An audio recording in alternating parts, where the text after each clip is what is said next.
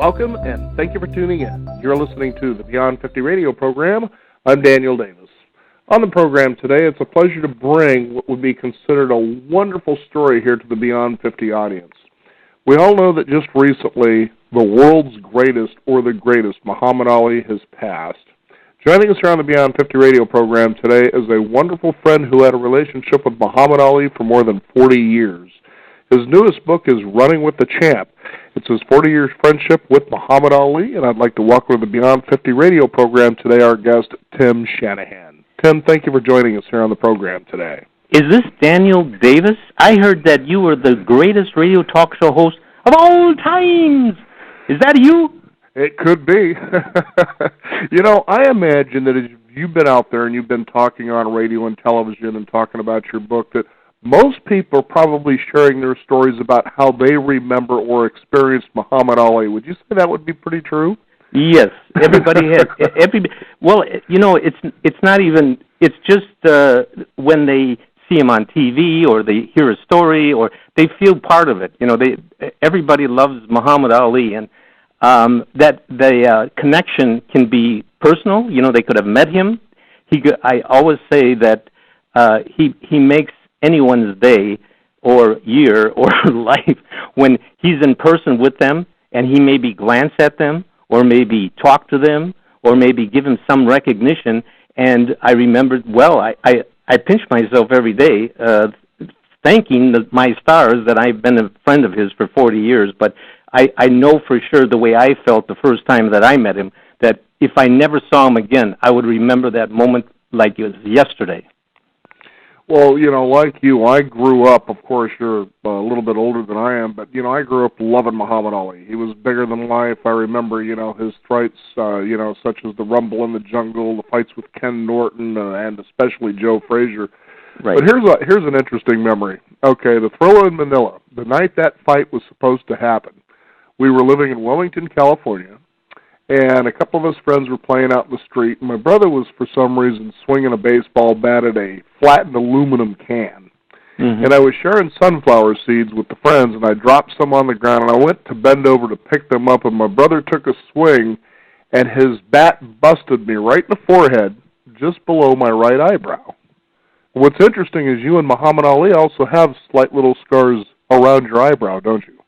Yes. Okay, so what happened was that night, you know, first, when I got hit, I just kind of stood there and I took the hit, you know, and it did knock me off my feet. This was a full swing.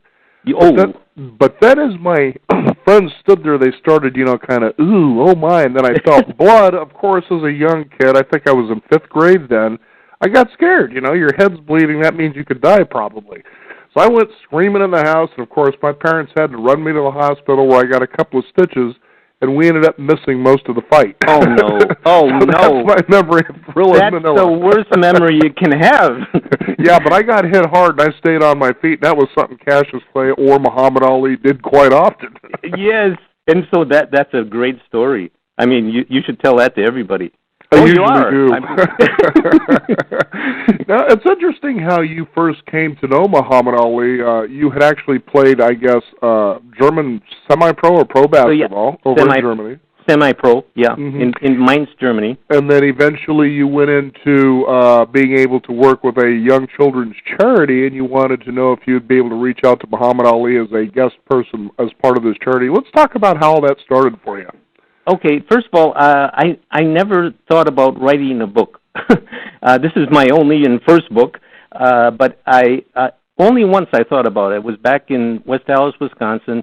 Sister Charles gave me a 95 in penmanship, and I said, "Oh my goodness, I think this is the highest grade I've ever gotten. I should be a writer when I grow up." So that was the only time I thought about it until I helped Hannah Ali with her book. And I gave her all kinds of stories and helped her proofread and all that. And she released her book, The Soul of a Butterfly. And she said, "You have so many great stories about my dad. You should write your own book." And that was in 2004. And I was a regional manager for a medical products company. I had 14 managers, 311 salespeople. So I was very busy. I never thought about it again. I said, "Thanks, Hannah, but I'm too busy to do that." Then I retired. Hannah calls me, "When are you going to write that book I told you about?" And I said, well, if I'm going to do this, I better ask some advice. So I called George Foreman, who was a friend of mine, and Dick Enberg, and they both gave me the greatest praise of my friendship with Muhammad Ali, and the world has to hear about it. There's nobody who can tell the story through the eyes of a friend, the depth of his character. So then I said, okay, I'm going to do it. So after that, when I decided I was going to do it, I said, okay, now I'm going to start thinking about my life with him. And as I started thinking, at night I would be thinking about, and then I'd wake up at 3 o'clock in the morning, I start bringing up more and more stories, the same way I did with Hannah, in 2004, but much more. So I said, well, this might work. So when I actually thought about the beginning of the book when I first met him, I was a medical product salesman, and Dr. Charles Williams was a good customer of mine, and he ended up being, he was Muhammad Ali's personal physician. He said, I can get Muhammad Ali to speak at your monthly awards dinner. I said, great. So he was able to do it. I called Muhammad. He said to pick me up at his house for the dinner that night. And that was the first time I met him. But I came to the door, I rang the doorbell, and as soon as I rang the doorbell, I said, oh, boy, now this is going to be the greatest coming down to me, opening the door. So there were stained glass windows on either side of the door. I peeked in. I was looking for him coming around the corner. But on top of the staircase comes this majestic figure in a beautiful robe with a hood, looking like Muhammad Ali.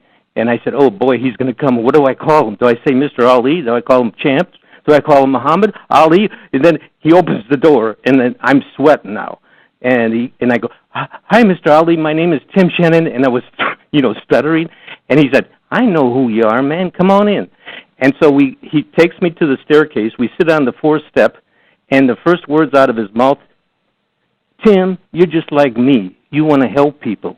Anytime you want me to talk at one of these monthly dinners, you call me, and I'm there.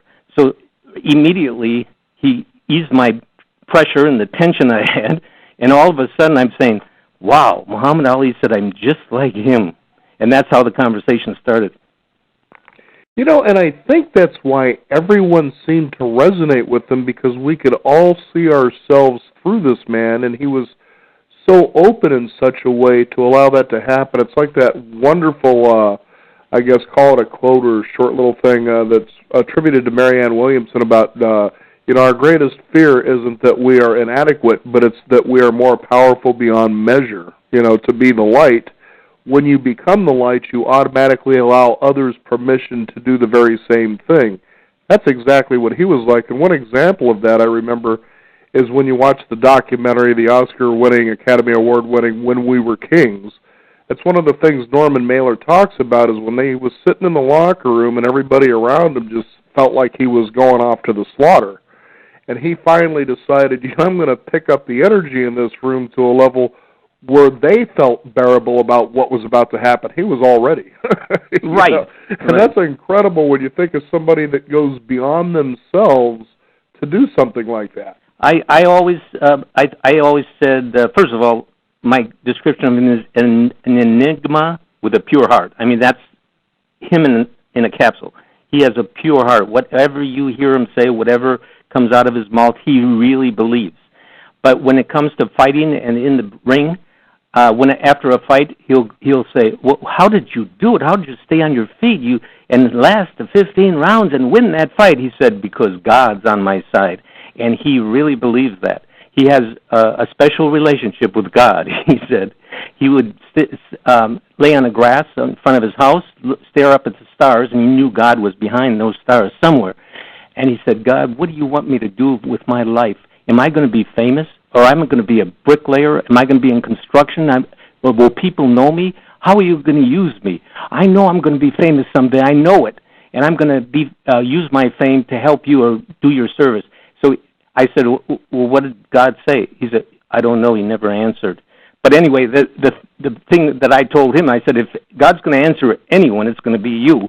But he did, of course, and Muhammad, plodded through his life trying to figure out. He always said, I'm searching for truth, and wisdom. The truth, of course, is first, but wisdom, because as he goes through this search, he's getting wiser and wiser. One of his biggest regrets is that he didn't get a college education. And I said, Mom, you are so witty, you're so spontaneous, you have a mind and a brain like nobody else, and you're worried about getting a college education. If I got a college education, I could have helped more people. He believes anybody that had a college education, that's a lawyer, that's a banker, are all smarter than him. And because of that, he's searching for wisdom. So he said, even though they're smarter than me, I'll be wise. I'll know what wisdom is. He once told me, white boy, I like you because you're like me. That's the second time he told me, you're like me. You can be serious when you have to be, but then you can play a fool like me. So remember, a wise man can always play a fool, but a fool can never play a wise man. And that's what his goal was, to become wise so he could use the fame that he had to help as many people in the world as he could. And he said that love is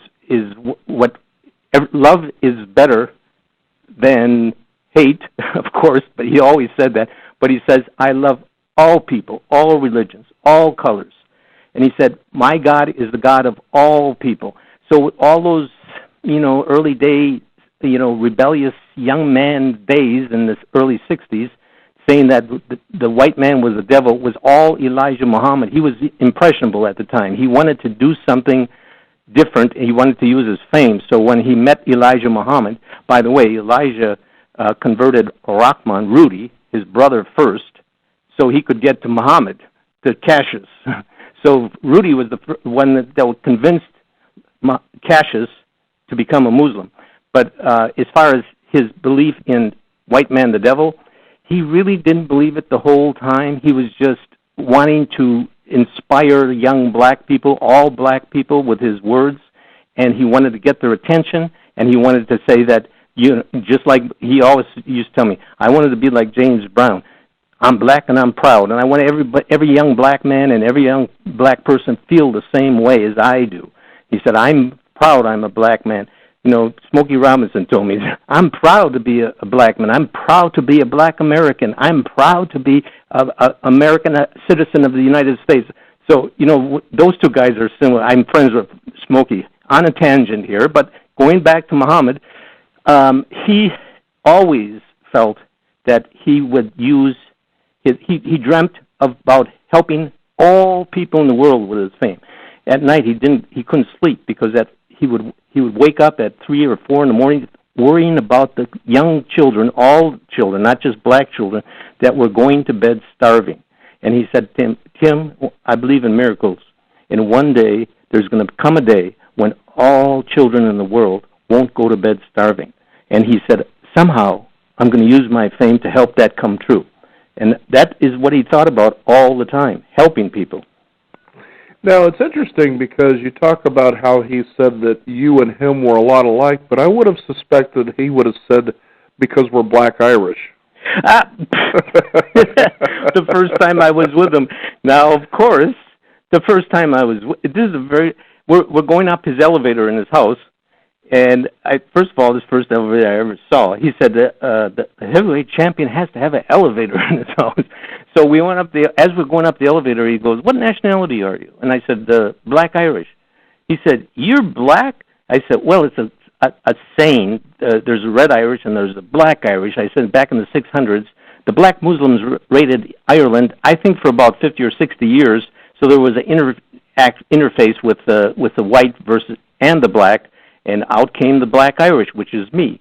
And he goes, so you can bleep this, but so you're a nigga just like me. And I said, yep, that's about it. So every time he would introduce me to anyone, he would say, I'll give you an example. Paul Newman was sitting in his office and at the desk, I'm in his office, and he's at the desk, and I come in, and he goes, Tim Shanahan. Hey, Paul, that guy looks white, doesn't he? He said, he's been passing for years.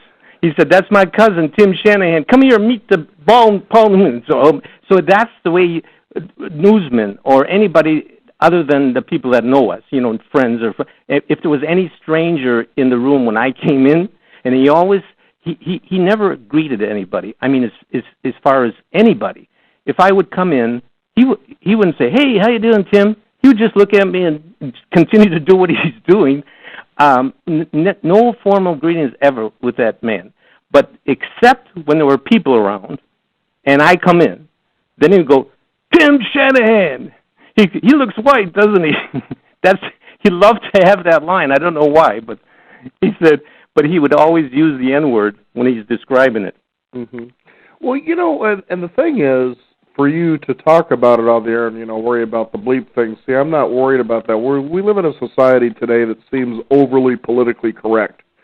And when you take a look at Muhammad Ali, or, for instance, even Martin Luther King Jr., you realize what these guys represented wasn't the race of blacks or African Americans, although that seemed primarily, the motivation. It seemed that way. But when you listen to what they talked about, what they were desiring, it was equality for happiness for everybody. Yeah. And that's what I keep telling, especially Caucasians or white people. It's like, take a look at what he's really saying, because this can affect you even as a white person if it doesn't go the way that it should, which is the equality and happiness for everybody, which was allegedly guaranteed to us through the United States Constitution. Right. And Muhammad, here's one of the things I asked. I said, Muhammad, aren't you bitter about those judges ruling against you, and they took away the best years of your life as far as an athlete? I mean, you were the most gifted athlete in the world. By the way, I live on a golf course, and the damn mowers are coming around, but that won't last long. But anyway, you're the most gifted athlete in the world, and we were robbed of your talent all these years. And I'll go into the other room because... Well, nothing like chewing the grass up there as we talk about Muhammad Ali and how he gained ground, and I think a tremendous amount of respect after the fact for standing up for what he believed in. Most people would say, well, no, he chose the Muslim faith so that he could, get out of war. But the fact was, most of America was feeling like that at the time he was doing this.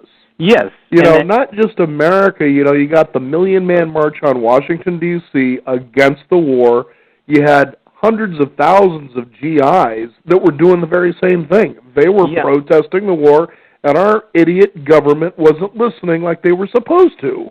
And yet this guy here, Muhammad Ali, made the choice that he did, and unlike a lot of the spineless rats that scuttled off to Mexico or Canada to hide, he stood there and said, this is what I believe in, and I think he actually believed in the process of the Constitution. He was willing to accept responsibility for that. And so rather than being that person that America could hate, even though maybe sometimes maybe a few of them did, he went on to inspire a lot of people about what it means to stand up for what you believe in, and he didn't believe in the Vietnam War. Absolutely. I was training. I was in an officer's candidate school at Fort Sill, Oklahoma, for artillery OCS, being trained as a forward observer, and that's when he took the stand. And I had my good buddy, roommate, dorm buddy, bunkmate, whatever you call him, but his name was Jim Fitzgerald, and his father was a professor at the University of Wyoming, and he became a good friend. And we both said, damn, that's what we would do if we had the guts to do it. Right. We were saying that, but Muhammad was so appreciative that I was in the service, and I didn't have any hard feelings. But that is, like you said, so millions of soldiers that feel the same way as I do. But the one thing that I asked him is, aren't you bitter about the judges who ruled against you? And he said, they did what they thought was right, and I did what I thought was right. They stood by their principles, and that's what we should do in life. So he's very practical when it comes to, let's say, being angry at somebody, or, for instance, he always forgives anybody who does him wrong. If they steal money from him, if they use his name wrong, or he always forgives them. He said, I never look down on people who look up to me.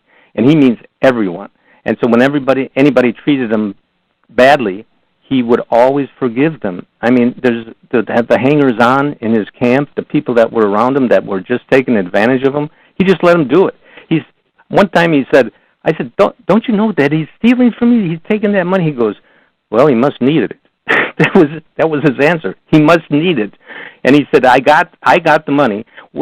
Whenever he had money, he would give it away. He never had respect for money. He always wanted money so he could help as many people as he could. You know, as long as he has money, he can help as many people, but he just gives it away. So he didn't have respect for money. He didn't want to invest or didn't want to take any type of savings plan. He just got it and gave it away. Now, here's something I'd like to do, Tim, and I think you personally will actually be able to give a lot of insight to our listeners. 40 years running with the champ, and you literally were running with him. You were his running partner, especially when he trained. But it was just not too long ago, I was doing a wonderful interview, and it happened to happen, and it was just after Muhammad Ali's death. And it was with Don Miguel Ruiz, Jr. Now, his father is best known, Don Miguel Ruiz Sr., for his best-selling book, The Four Agreements. And he is someone that is teaching about the Toltec philosophies. This is the Hispanic philosophies. And so we got to talking about Muhammad Ali during this interview, which was just over a week before this interview here. So what I'm going to do is I'm going to have just a little bit of fun here. We're going to go through the Four Agreements, and for you to describe your experience of Muhammad Ali in each of these things. Would that be something you'd be interested in doing? Sure. Okay. The first of the Four Agreements is be impeccable with your word. Yes. That's the ultimate for Muhammad. He's, like I said, he is an enigma with a pure heart, and anything that comes out of his mouth, he believes. So he always believes in what he says. So of course his word is impeccable. But the flip side of that is he forgives everybody. So if anybody is not impeccable with his name and his words, he always forgives them. So he has a very open mind about that. But for himself personally, he believes in words, and he believes. One of the biggest. He's the biggest fan of Billy Graham, and I'm just trying to remember the story, but now I forgot it. But it would that can happen with Ali. There were a lot of stories. Yeah, but it fit right in with what you're saying. And I'll give you a side story. He always loved to listen to the evangelists, but especially Billy Graham, because he couldn't believe that these people could get 20,000 people in an arena just to hear him talk. And he said, I understand why they want to come to hear me talk, but they're just talking about God. And so he always we would be watching a program, and he'd go, oh, Billy Graham's on. He'd flip it to Billy Graham, and I have to listen to Billy Graham for an hour. But he really picked up on the rhythm of the way they presented their thoughts, and how sincere they were. And sometimes they even have tears. They're so sincere, and he felt like that's the way he feels when he's talking. So he was always liking to pick up little traits of how they can attract 20 million people in an arena and keep their attention just by talking. And that was always his goal. And he, the word of Muhammad Ali at that time was pretty good, but as he got more famous, especially in his second career after 1970, he became more and more. People started listening to him more and more, so he attracted much more attention. By the way, one of the things he said was, God gave me Parkinson's so I could shut up and become more spiritual. And that oh, wow. And he really believed that, and he did. And he said that, the greatest times that I have is when he, number one, sketches for me. I always tell him to sketch something for me. He's a good sketch artist. And number two, when he was reading his Quran, he would read passages for me. And he said, pick the one that you like the most, and then he would write it out longhand for me. And I have probably 8 or 10. Well, I've given some of them away. But Hannah and Layla have similar passages. So anyway, I love the fact that he he reads the Quran every day, and he picks out his favorite passage. So then he'll have it. Kim, who is the secretary, type it up, and then he'll have like 50 of these pages, and then he would sign them for people as he's passing them out. But yes, impeccable. Impeccable, absolutely. Now, this one I really liked because I had the experience watching. It was the trials of Ali just after this interview. I think it was a day or two afterwards. The second one is don't take anything personally. Now, during the trials of Muhammad Ali, this documentary, one of the images or the things that I've seen was when Donald Susskind, who's a very well-known broadcast journalist, Muhammad Ali was on television because he couldn't be in studio, and Donald Susskind decided to tell him what a weaselly, wimpy, little man he was for skipping, out of Vietnam, that basically he was scum. And what was fascinating about watching Muhammad Ali as he was hearing this litany of nonsense from this guy is that his facial expression never changed, as though he was saying to himself, well, that's okay, you're entitled to your opinion. That doesn't change anything that I'm doing. So don't take anything personally. And he didn't do that too much, did he? No. You know what? He loved to hear the opposite side. And he loved every day when he gets up, he has thoughts, and he's thinking about something, and whatever he's thinking about, he wants to talk to somebody about it, really, at one time, but he wants to hear the other side. So when he's telling me stuff, I believe this, or what do you think? Or he wants to, instead of me saying, yeah, Muhammad, all the yes men around him were saying that. But sometimes I would contradict them, and I would say, no, that, for instance, when he's forgiving everybody for stealing money from him. And I said, Muhammad, that you're just encouraging them to do more. But some of the things that he believed in, for instance, the Muslim religion versus the Christian religion, I mean, we always, not always, but because he didn't want to bring it up unless I did. He never brought up the Muslim religion with friends or family unless you did, and then he would talk about it. But he didn't want to, influence or, try to, brainwash anybody with his beliefs. So, but he had always had that feeling that if you're gonna believe in something, you have to be challenged by someone, and then it reinforces your belief, or it changes you, and he does change. So, in other words, he wants to hear the other side, and when he hears it, it'll either reinforce what he believes in, or he'll start thinking about maybe he's right. Maybe I should start thinking about that way. So he was very open-minded. That's what I'm trying to get at. Absolutely. Now, I know this next one here, even though on the outside it seemed like he was this way, but on the inside he knew that it took work, and that was the third agreement is don't make assumptions. Now, he may have looked like he could whip everybody, but he knew inside, I need some training, and proof of that was when he fought George Foreman in the Rumble in the Jungle. Yes. The one thing that he did, it looks easy, and he's got great talent, but even at a young age, even when he was 18, 19, 20, he loved to watch the old fights and pick up pointers and see the weaknesses and the strengths. He had a videotape of, in his library when I first met him, he had him there up till that point. So in every fight that he had, and he had them in order and a preference, and the first one was Sonny Liston. The first time he won the heavyweight championship, he said that was the most memorable fight because he was 22 years old and there was 8-1 odds against him. Nobody thought he could beat him, and he did, and he shook up the world. Yeah, and that's what he really remembers the most vividly. The second one was the Rumble in the Jungle with George Foreman. Again, 8-1 underdog. Nobody thought he had a chance. Nobody thought they thought he was going to get killed in the ring because George Foreman had just knocked out Kenny Norton and Joe Frazier in the first round and the second round. He knocked down Frazier 6 times before he knocked him out, before they stopped it. But anyway, if he annihilated the 2 toughest fights that Muhammad had, he fought him each 3 times, then this guy is going to destroy Muhammad. And so everybody was fearful of his health in the ring. That fight was second most memorable because he was such a big underdog and nobody expected him to win. So I say, in the first round, we're watching the fight.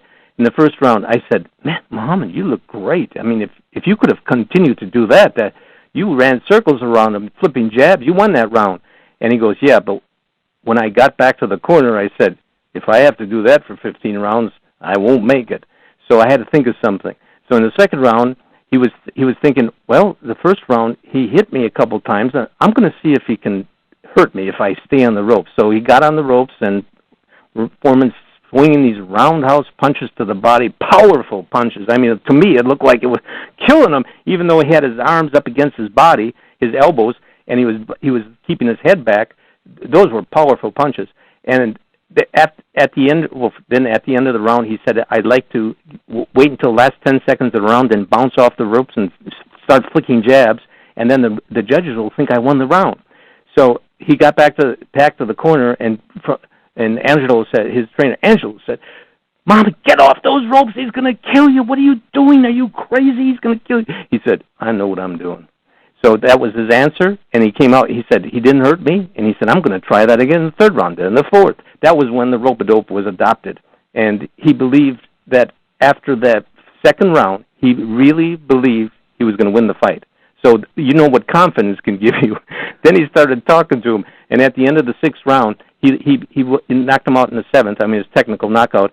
And at the end of the sixth round, he kept saying, the whole fight, he was saying, "George, I thought you were bad. People told me that you were bad. Those punches don't hurt. And Coretta can punch harder than you." He said, show me something. You got nothing. Is that all you got?" And as Foreman turned to go to the corner, he goes, "Yep, that's about it."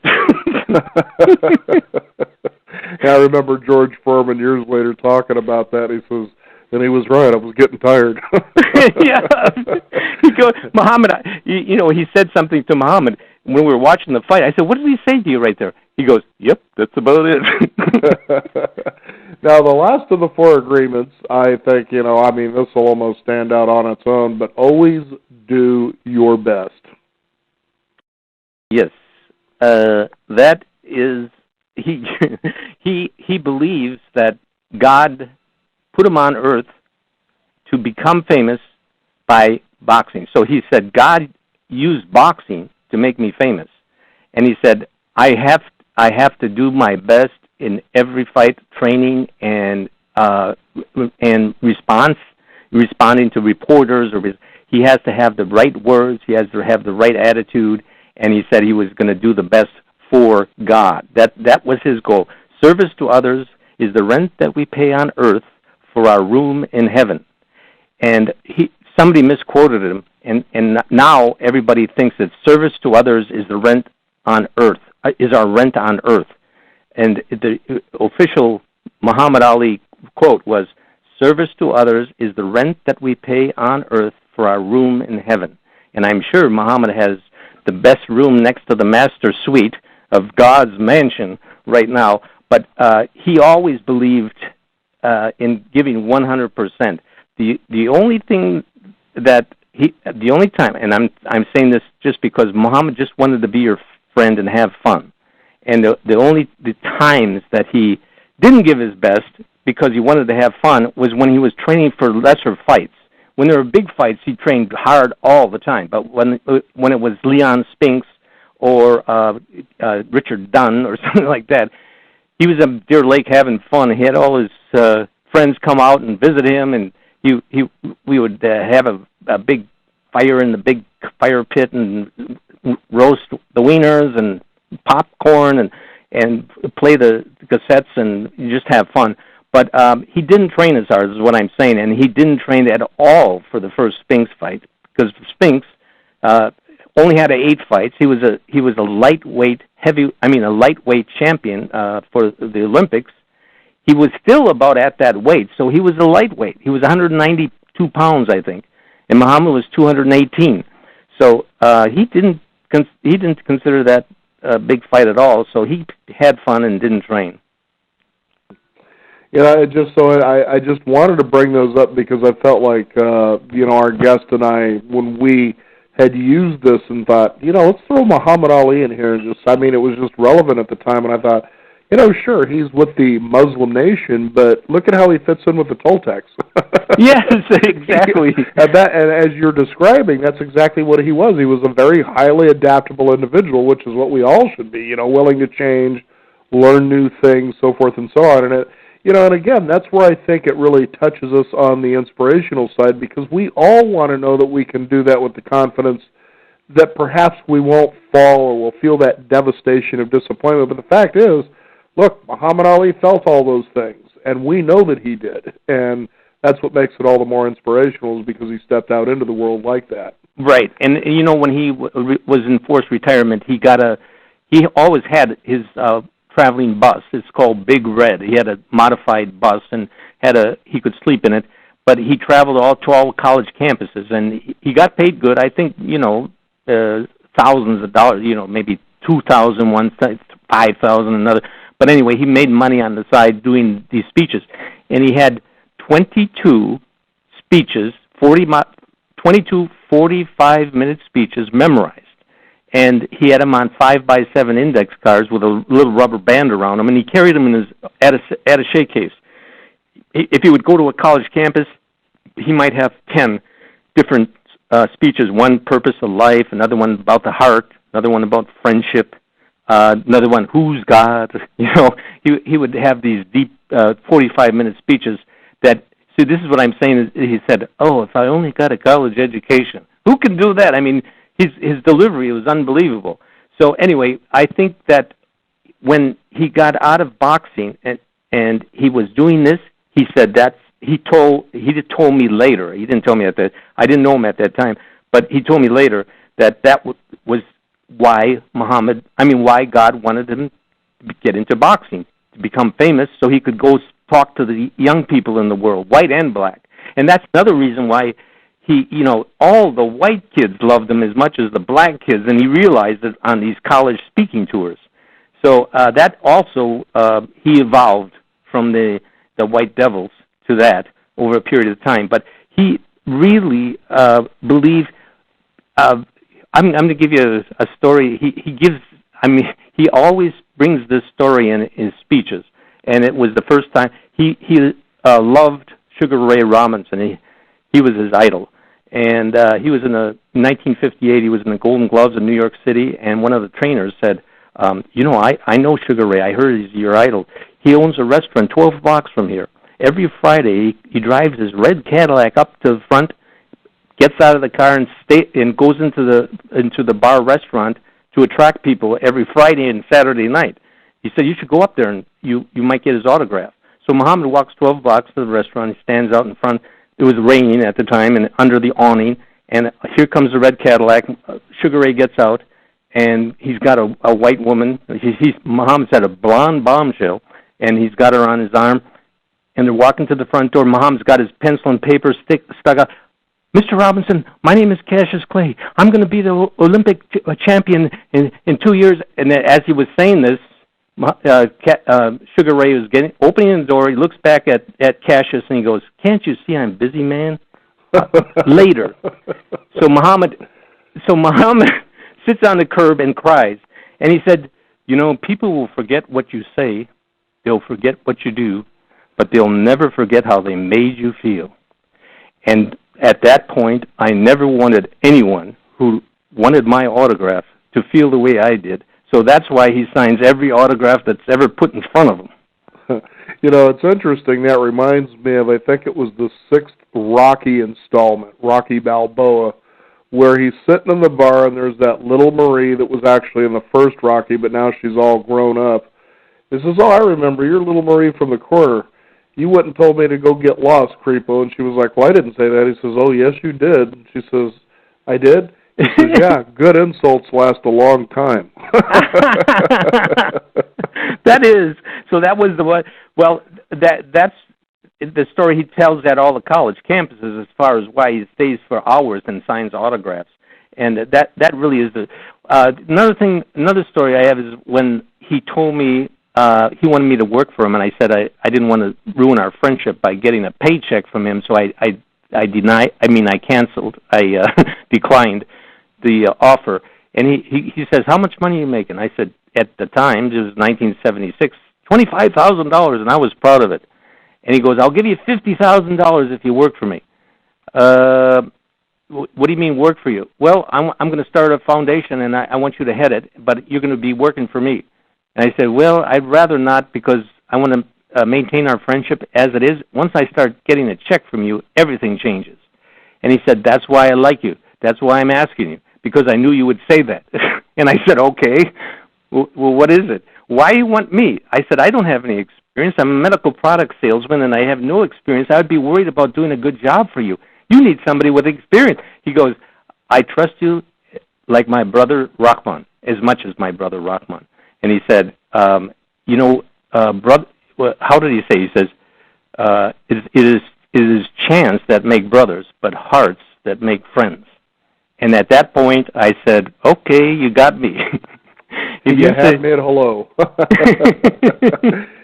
Tim, one of the things I wanted to talk about, some time ago, I had the wonderful opportunity to interview Ginger Alden, yes, who wrote a book, Ginger and Elvis, and she was the fiancée to Elvis Presley up until his death, and was actually there when he was discovered. But it was wonderful to read this book because you got the feel of day in and day out Elvis Presley. And one of the things that I had said to her, I said, I just recently discovered, because I didn't follow these people that hard, back in the day. I was just a kid. But I guess him and Elvis Presley were really good friends, weren't they? Yes, they were. They didn't see each other a lot, but I'll tell you, first of all, before we go, my very good friend is Jerry Schilling. Jerry Schilling was Elvis's best friend and wrote a book called Me and a Guy Named Elvis. And when I asked people if I should write a book, it was George Foreman, Dick Enberg, and Jerry Schilling.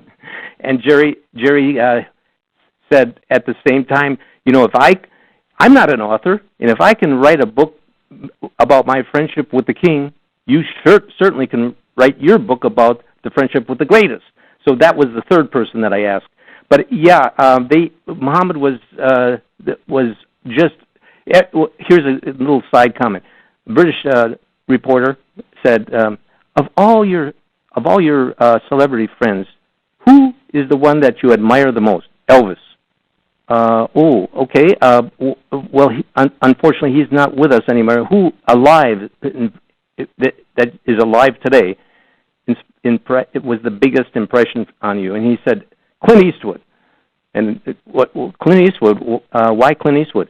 Well, he's an actor, he's a producer, he's a composer, he can play the piano, he flies his own helicopters, he's older than I am, he's still going strong, so he must be the greatest.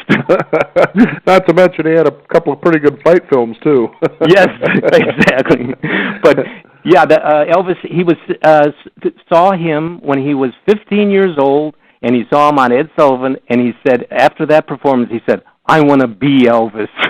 That was at 15 years old, and he said, so he copied Elvis. He wanted to buy. He saw what he did for his mother, and he said, I want to buy my mother a pink Cadillac, and I want to buy her a house with the first money I make as a pro, and he did it. He wanted to be like Elvis, so he bought his mother a pink Cadillac, and brought with his second paycheck, which was $10,000. First one was $8,000. Second was $10,000. He bought them a house, his mother and father a house, and they painted it pink because Muhammad wanted it pink. Oh wow! His father was a painter, and he painted it pink. And I thought it was interesting to bring that up because here you have two people from virtually the same area of the world, and just virtually, we got Memphis, Tennessee, and we got Kentucky. They're next door neighbors, and yet these two guys managed to transcend, what they were. Elvis Presley being a musician, a singer, a performer, he transcended that. And Muhammad Ali, after the Rumble in the Jungle, he transcended boxing. One becomes a king, the other becomes the greatest. Yes. And yet they were so similar in the way they were when they were around people, and that was, they were tremendously courteous. They were very generous with their time. I mean, you had their attention. It wasn't like, okay, I'll just kind of listen to you, but I'm actually thinking of something else. You had their attention, and that's exactly how Ginger described Elvis, And the generosity, like what you were talking about, I like that one story you were talking about in the book, Running with the Champ, where the two of you were driving along, and I think it was in Chicago, where you noticed a little girl in a light sweater but no shoes. Yeah. Tell us about that one. Okay. Yeah, it was October. It was a chilly October day in Chicago, and we were driving in his Stutz Bearcat, his golden Stutz Bearcat, 1975. And by the way, Sammy Davis had one, and Elvis had one. But Elvis had a Black Hawk. Yeah, wait a second. They were all Black Hawks. He had a Bearcat first. But anyway, the distracting part of the story. No, he said, Mom said, roll down the window. There was a dirty-looking young black woman holding maybe a 2-year-old, and on her hand was maybe a 3-year-old. And the 2-year-old that she was holding had no shoes. So Muhammad said, where are the baby shoes? And he doesn't have any. What? Get in the car. So I opened up the back door. The girl got in. Where do you live? She said, about 3 blocks from here. So she took us to her place. We walked up this two-story flat in Chicago. You know what they look like, up to the top floor. And it was the most, disgusting, dirty place you ever want to be. The refrigerator didn't work. The stove didn't work. The heater didn't work. And Muhammad said, is this where you live? And she goes, yeah. And he goes, how can you live like this? Well, my pimp left me, and he took everything with him. And you're a prostitute? I mean, of course we knew that. Yeah. And she said, yeah, and I'm on drugs. I'm on heroin, so I can't keep money. So Muhammad asked me. He said, how much do you think that everything in here would cost if we got a washer, dryer, a stove? And he added it all. And I said, at the time, I said $1,200 because, that's about my estimation. He wrote out a check for $1,500 and gave it to her. He carries he always carried a check in his wallet, one check. So he gave it to her, and he said, this is Tim Shanahan. He's my administrative assistant. and I'm going to send him back here in 3 weeks to make sure that you buy everything that he tells you. I wrote a list for what she should buy. And I came back 3 weeks later. Sure enough, she got everything that he asked. A floor heater rather than the heat wasn't turned on yet, but she had 2 floor heaters, and a box for me, a wrapped box. And she said, this is a sweater for Muhammad because I know God sent him to me, and tell Muhammad I'm never going to do drugs again. Well, of course, we know how that goes, but I gave Muhammad the sweater, he opened it up, and he had tears. Wow. Now, see, there's a similarity there between him and Elvis Presley. There's a wonderful story about Elvis where this woman had written him a very touching poem. He decided to sign it, and he wanted to give it back to her, and he says, I'm sorry that I ruined your poem here. And she says, what do you mean? He says, well, it just brought me to tears, and the tear fell down, and it smudged the ink. Ah! And she says, no, you've added value to this more than you can imagine. Oh, man. That's it. Well, I do know Jerry, Jerry, I told Jerry this. I said, if Muhammad was white, he'd be Elvis. If Elvis was black, he'd be Muhammad. Because, they have the same character. Their mothers look the same, big fat mamas that are just good. And the fathers look similar. So if you got those two, and obviously Elvis had a twin, if you know that. So there were two in the family. You say, what? Elvis had a twin?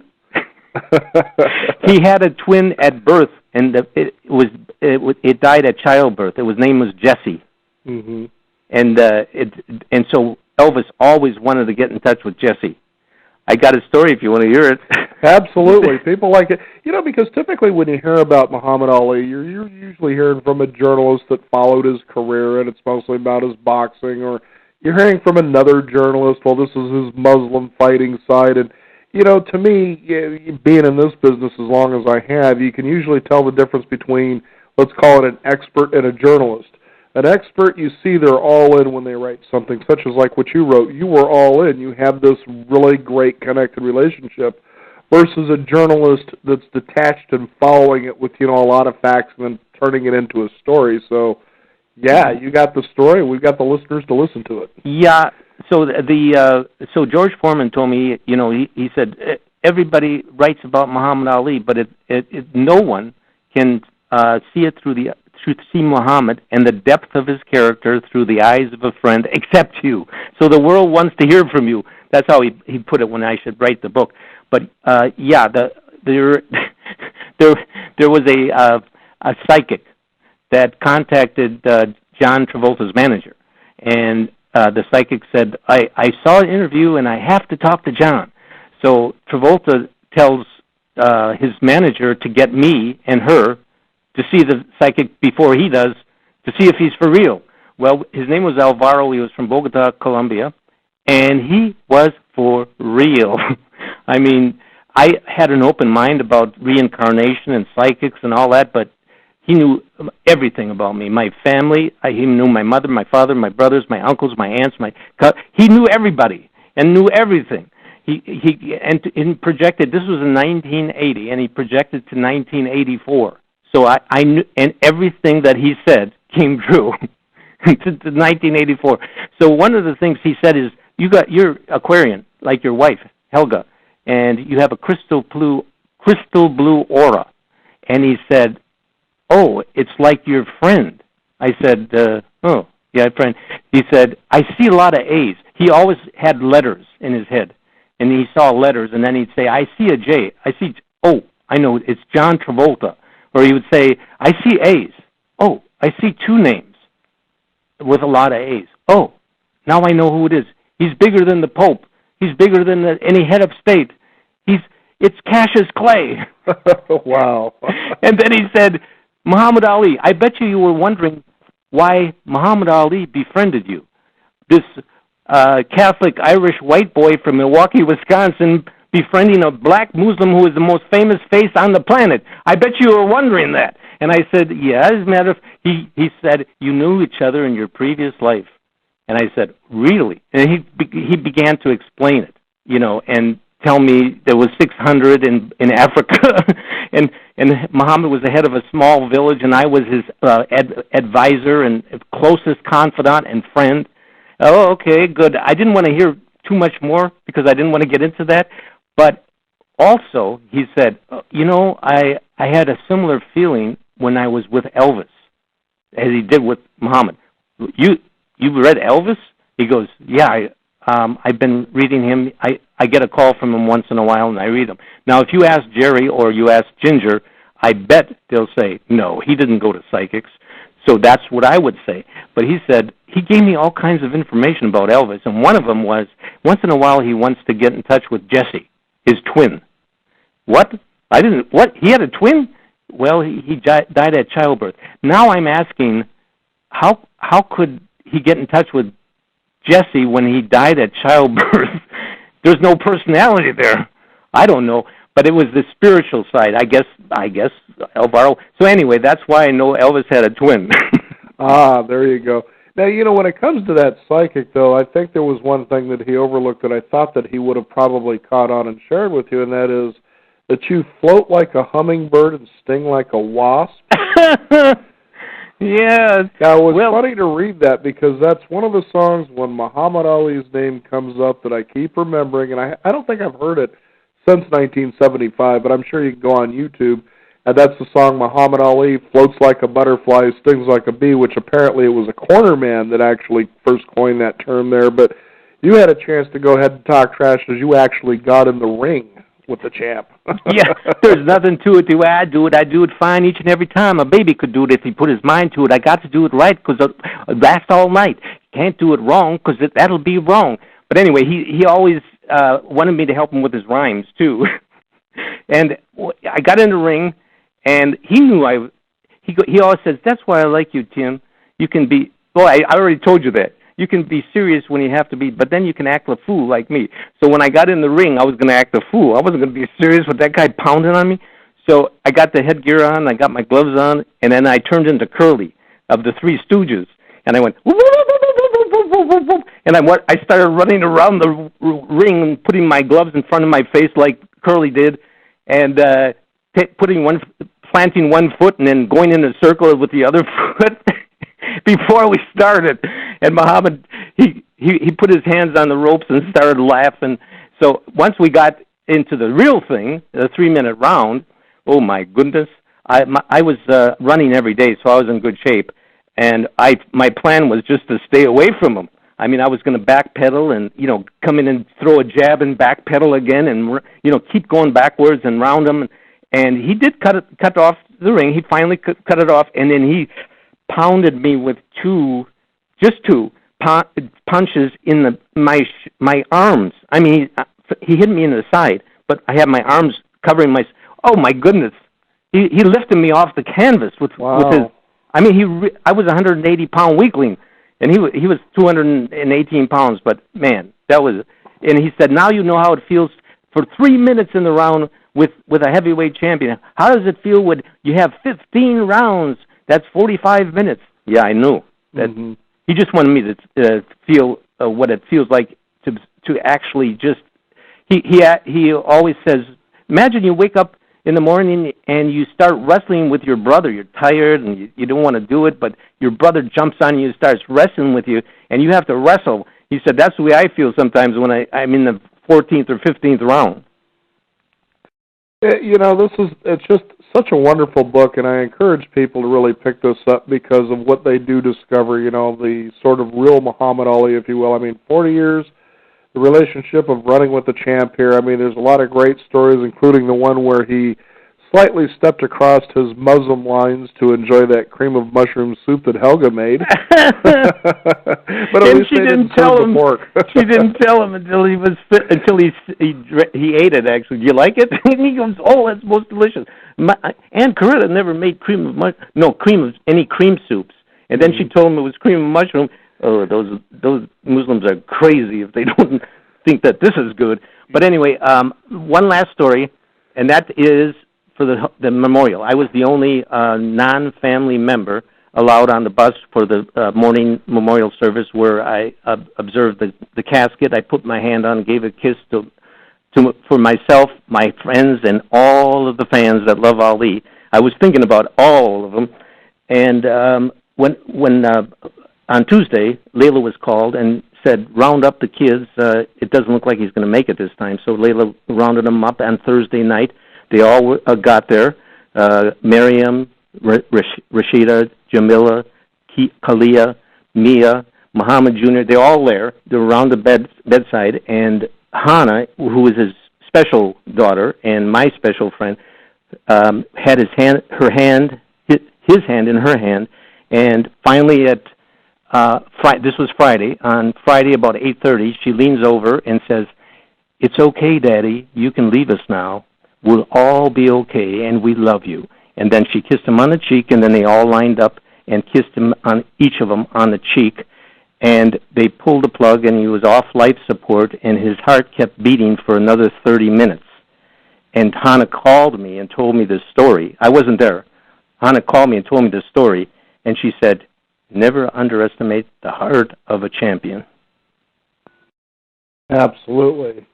The book is Running with the Champ. Our special guest joining us here, Tim Shanahan. How can people find? Is there a website they can go and visit, or Simon? The only one is Simon and Schuster. Simon and Schuster, okay. Simon and Schuster, and Amazon has it, and all of Barnes and Noble.